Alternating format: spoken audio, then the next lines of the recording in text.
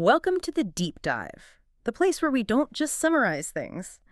We take a massive stack of articles, biographies, and all sorts of specialized source material, and we synthesize it down into the core knowledge you really need. Yeah, the whole mission here is to give you the ultimate shortcut, to make you feel thoroughly and surprisingly well-informed about the people who are really reshaping culture today. And today we are focusing on an artist whose career path, it's not a ladder, it's more like a series of meticulously planned, just seismic pivots.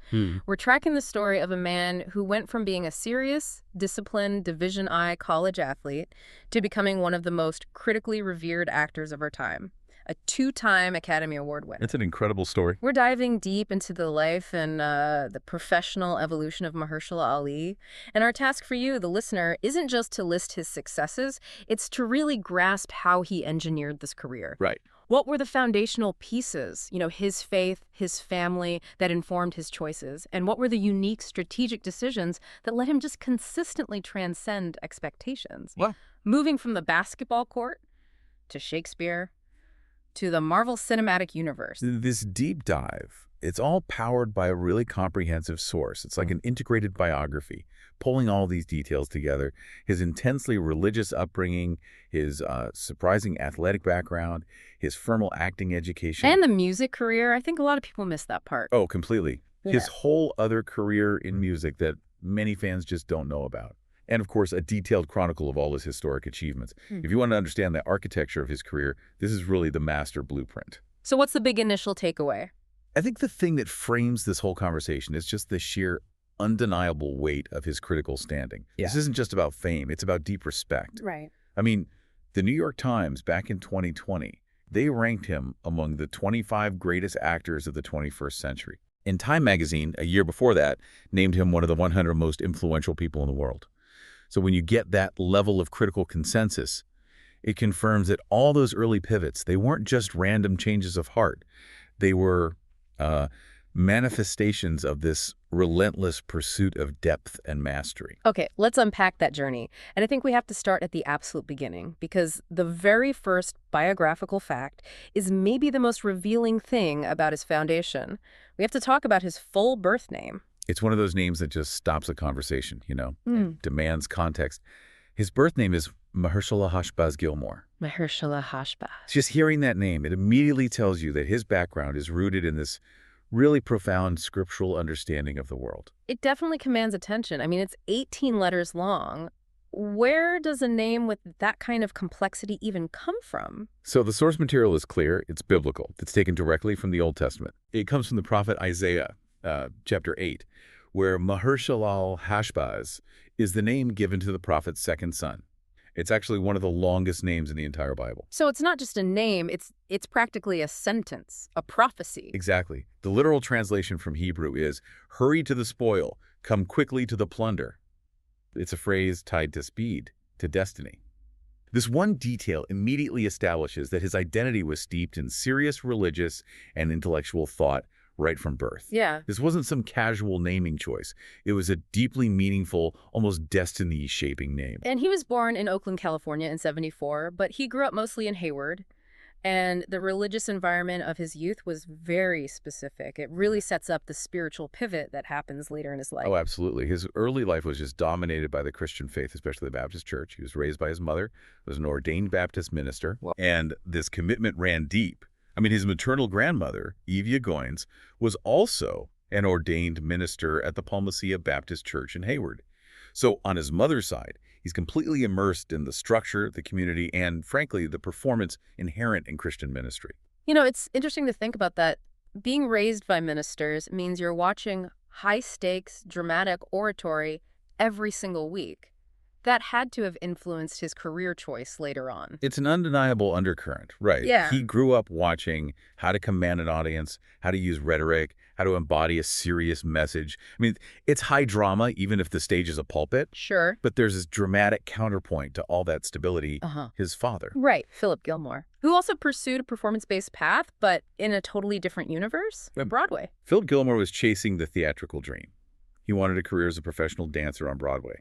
But the sources note that he left the family when Ali was just a toddler. And tragically, His father passed away pretty young, in 1994, right when Ali was in college.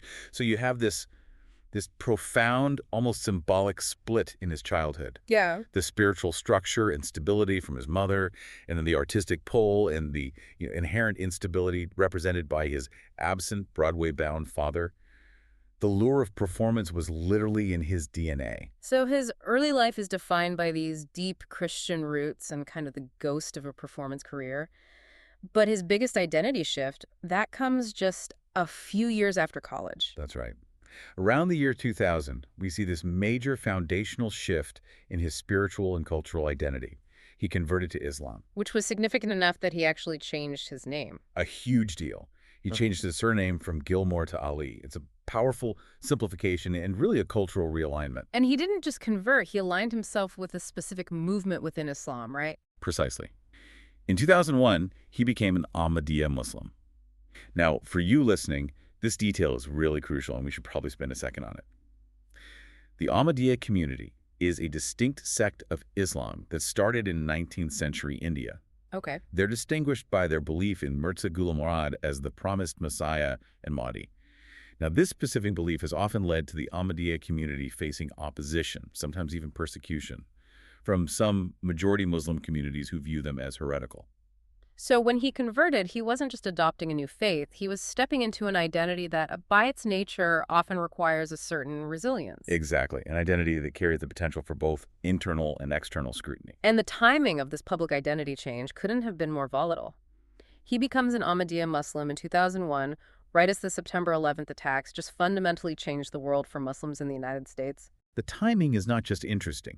It's an immediate, real-world crucible for his new identity. The sources clearly document that Ali experienced racial profiling at airports, at banks, following the attacks. This wasn't some historical footnote.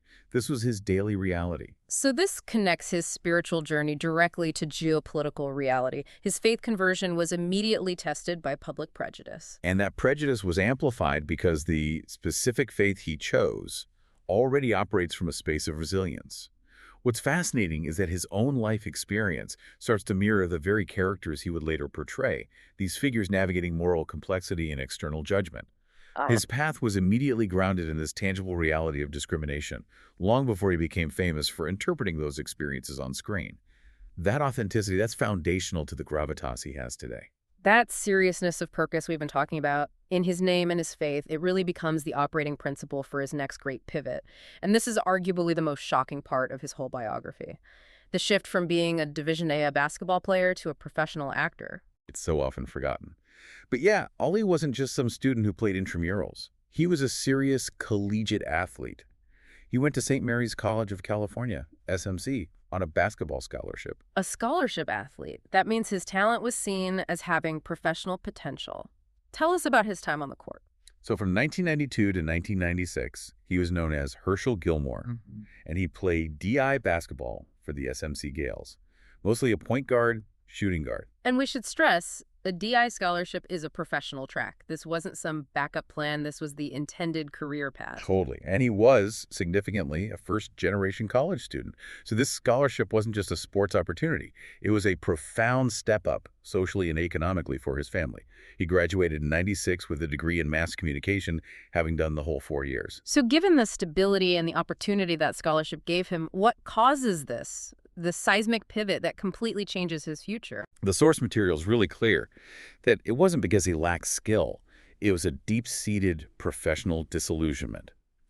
He became, this is the word used, disenchanted with the idea of a sports career. Why, though? The specific reason cited was the way the team's athletes were treated within that collegiate system. You know, if we look at that critically, does that explanation, disenchantment with athlete treatment, does that feel like enough for such a massive career change? I mean, was there any hint that the pull of the arts, maybe, from his father, played a bigger role? And that's where the story gets so much richer. It's rarely just one reason. While the ethical part, the disillusionment, was the reason he left basketball, the decision to pivot into acting was driven by a discovery. He developed this sudden, powerful interest in acting after he took part in a student staging of the play Spunk, which is based on stories by Zora Neale Hurston. So one play just changed everything. That one moment of stepping into a character, of engaging in that performance, it was so powerful that it just overrode 4 years of athletic discipline and financial stability. It's the classic story of the stage calling to the performer, a call maybe he inherited from his father that now had a chance to express itself. So he graduates in 96, the sports store closes, the performance store opens. But what's crucial is he didn't just drift into acting. He immediately applied that same DI athlete discipline to his new passion. That discipline is the bridge. A DI athlete understands rigor, coaching, delayed gratification through training. He applied all of that directly to performance. Right after graduation, he got an apprenticeship at the California Shakespeare Theater. So he went straight from the discipline of the court to the discipline of classic drama. Exactly. An apprenticeship is basically boot camp for serious actors. It's not glamorous. It's learning stagecraft, voice, movement. It shows he wasn't treating acting like a hobby. He was treating it like a new profession that required foundational skill. But there's a little detour here before he gets to the highest level of training. He takes a year off. Yes, that gap year is telling. He worked for a company called Gavin Report. But after that year, the commitment to the craft came back even stronger. He realized the apprenticeship wasn't enough. He needed the highest possible credentials. Right. So he enrolled in New York University's prestigious graduate acting program at the Tisch School of the Arts. This is arguably the most competitive MFA acting program in the country, and he got his master's degree in 2000. Let's just underline this for you listening. He had a scholarship, a college degree, a defined path in sports. He walked away from that for an apprenticeship and then committed to 3 more years of intense, expensive graduate study at NYU. It shows an absolute depth of commitment. He traded the security of a scholarship for the academic rigor of a top-tier MFA. This pivot confirms that he views performance not just as art, but as a disciplined one that requires years of structured practice, just like collegiate sports. And that rigor is what sets him apart later. He's a classically trained performer with the physical discipline of an elite athlete. Exactly. So by 2001, we have Mahershala Ali, the Ahmadiyya Muslim, MFA graduate entering the professional world. And for nearly a decade, he carried that magnificent, complex 18-letter name with him into every single audition. Right. From 2001 to 2010, that was the professional grind. He was credited as Mahershala Ali, and he was building his career on consistent TV work. You don't just jump into Oscar-winning films. No, you put in the thousands of hours on set. He wasn't an immediate star. He was a working actor. You see him developing his craft in these key early TV credits. Like what was he in? A lot of procedural dramas. He did 19 episodes on Crossing Jordan between 2001 and 2002, then 15 episodes of Threat Matrix from 2003 to 2004. These are fast-paced, demanding shows where you learn to be efficient and consistent. But his big breakthrough in that early phase, still using the full name, was the sci-fi series, The 4400. He played Richard Tyler, appeared in 28 episodes from 2004 to 2007. And a 4400 was a pretty popular show. That role gave him a serious foothold in genre television, showing his versatility early on. It absolutely gave him a sustained presence, moving him beyond just being a guest star. He was building his resume brick by brick with consistent quality work, always under the banner of Mahershala Ali. But in 2010, the pivot. The name gets streamlined. And this wasn't an artistic decision, it was a pragmatic, professional strategy. That's the extraordinary part of the story. The catalyst was something as simple as a movie poster for the film The Place Beyond the Pines. He was told that his full name was just too long to fit legibly on the promotional material. And the studio solution was what, just M. Ali? Ali, which he firmly rejected. He knew that him would just flatten his identity, reduce him to an initial and a common surname. So he made the strategic compromise, Mahershala Ali. His explanation for it, though, in a Vanity Fair interview, goes so much deeper than just font size. It's about his whole philosophy with the audience. It's so intentional. He admitted that keeping the full name was, a crazy thing to do, considering that we're in Hollywood. But he said the real reason for the change was to cultivate the deepest possible relationship with the audience. His direct quote was that he didn't want a couple of syllables to get in the way of me having the fullest experience as an actor. Think about that. He saw his own name as a potential barrier to the audience's connection with the character. He's prioritizing the audience's ease over his own personal label. That says so much about his focus on the work. It's the ultimate pivot of self-awareness. And once that name was streamlined, His career really accelerated into the higher levels of film and prestige TV. And you see that with the key supporting roles that really paved the way for his Oscar era. His first major film role was actually back in 2008 in The Curious Case of Benjamin Button. But the roles that gave him massive global visibility were the last two Hunger Games films. Playing Colonel Boggs put him in a huge youth-oriented franchise. Made him recognizable to millions. Millions. But the role that really placed him in the realm of high-caliber prestige acting before the Oscars was House of Cards. That was essential. Remy Danton. Yeah, he played Remy Danton, this shrewd lobbyist. For the first 4 seasons, 33 episodes, it was a masterclass in controlled ambition. And that role got him his first Primetime Emmy nomination, which basically signaled to the whole industry that he was an actor who could hold his own against giants in a show that was defining prestige streaming. Okay, so if the DI basketball career was the most surprising pivot, I think the existence of his full-on music career is the most surprising layer of his identity. It completely reshapes how you see his creative range. It's the ultimate secret life. Before he was an Oscar winner, Mahershala Ali was a working rapper who went by the name Prince Ali. Prince Ali. And again, this wasn't just a hobby. This was a professional commitment to the Bay Area hip-hop scene. How deep did that commitment go? Was he just recording a few tracks on the side? No, he was deeply integrated. He was signed to Hieroglyphics Imperium. That's a huge, respected, independent label. A very big deal. Being signed to Hiero means you're part of a specific, established, critically respected cultural movement. And under the name Prince Ali, he released 2 full studio albums, Corner Ensemble in 2006 and Curbside Service in 2007. That is astonishing, to realize he was balancing being Richard Tyler on the 4400 with producing 2 professional hip-hop albums. The capacity for work is just immense. It's immense. It shows his powerful need for creative expression that went beyond any single medium. But the music career brings us back to that theme of strategic prioritization, of sacrifice. We know why it was curtailed, and it was another choice driven by his commitment to acting. That's right. He chose not to tour to promote his albums. Yeah. And touring is the financial lifeblood for a musician, especially on an indie label. The sources are clear he consciously pulled back from that, opting to focus all his energy on auditioning and his acting career. So he saw he couldn't be excellent at both simultaneously and made a choice. He made a strategic choice. He dedicated 100% of his energy to acting, even if it meant sacrificing a music career that was already established and personally meaningful.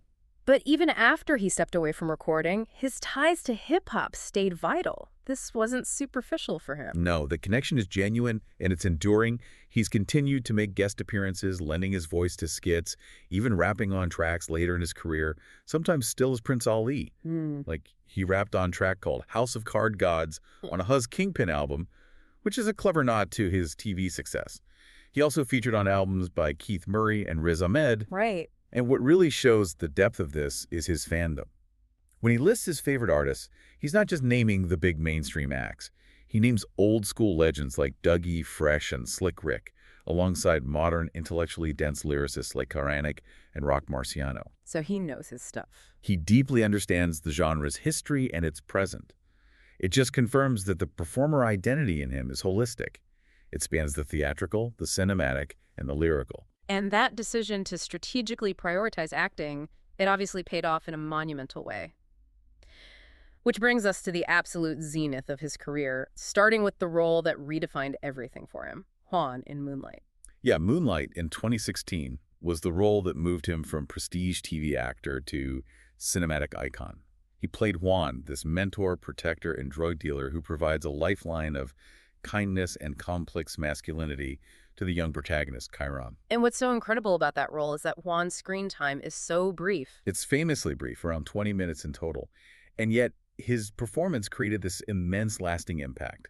The acclaim was universal, mostly because of the sheer gravitas and stillness Ali brought to the character. So how does an actor maximize a 20-minute performance to the point where it overshadows everything else? It's that intentionality of his craft. He imbued Juan with this deep moral complexity. Juan is doing terrible things, dealing drugs, but he operates from a place of profound, undeniable humanity. Ali's performance was all quiet strength, vulnerability, and a total lack of theatricality. He conveyed an entire lifetime of choices just through his eyes and his body language. It was a performance that served the narrative, not his own ego. And the industry recognized it immediately. Instantly. He swept the major awards. He won the Academy Award, the SAG Award, the Critics' Choice Award for Best Supporting Actor, and got Golden Globe and BAFTA nominations. And that first Oscar win at the 89th Academy Awards, it carried this profound historical weight that connected his personal journey to his public success. Yes. He became the first Muslim actor to win an Academy Award. And that milestone, it wasn't just about his acting. It was a huge cultural moment that connected his identity, the same identity that experienced racial profiling after 9/11, to the highest achievement in American cinema. It put a face to the complexity of the modern American Muslim experience on the world stage. But he didn't rest on that. Just 2 years later, he makes the strategic decision to take on a completely different challenge in Green Book, which earned him his second historic win. Green Book was a deliberate pivot in performance style. He traded the quiet inner-city gravitas of Juan for the refined classical eloquence of Dr. Donald Shirley, a world-class pianist navigating the segregated South. It required a totally different physical and vocal commitment. And that performance also won him the Oscar. It did. His second Academy Award for Best Supporting Actor, along with the Golden Globes and the BAFTA.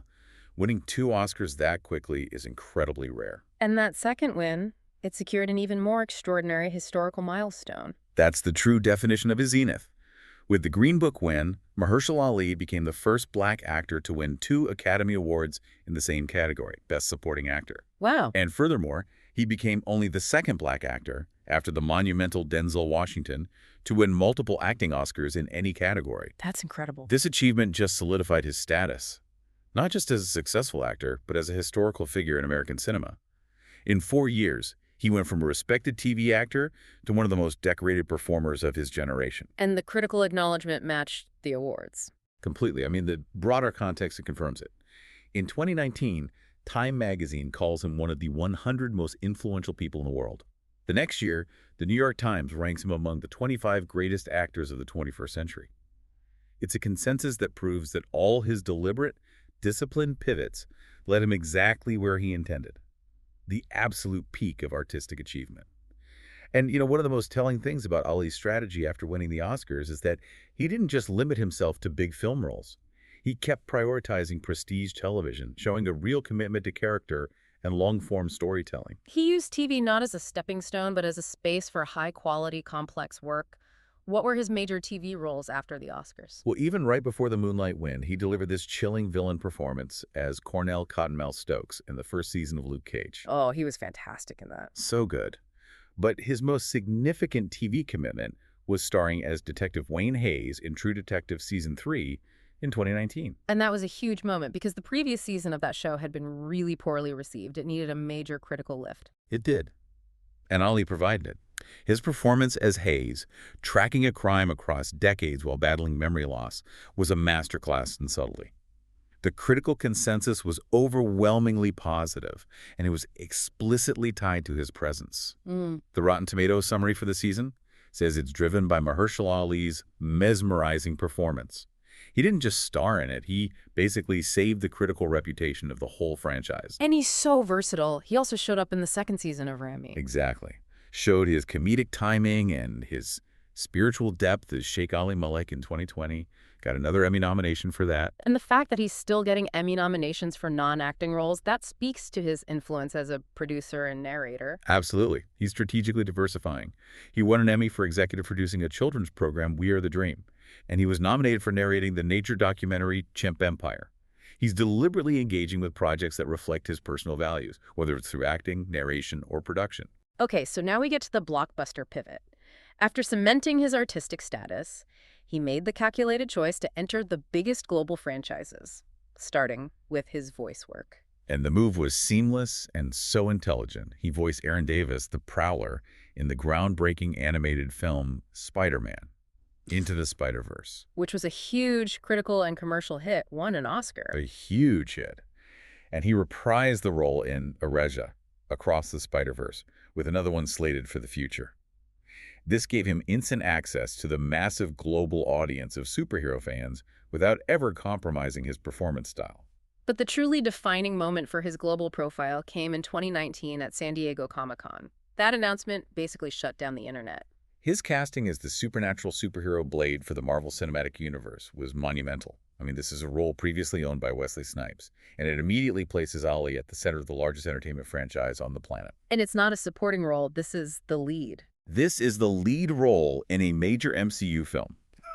And we should mention, he already did an uncredited voice cameo as Blade in a post-credit scene for Eternals. It's a brilliant strategic move to consolidate his fame. So when you look at his whole modern portfolio, it's the sheer diversity that stands out. Beyond the Oscars and the superheroes, what else fills out his work? He's balanced it all with diverse, character-driven film work. We saw him in Hidden Figures as Colonel Jim Johnson. And then there's the highly intellectual, emotionally complex sci-fi film Swan Song, Where he played two characters. He played the lead, Cameron, and his clone, Jack.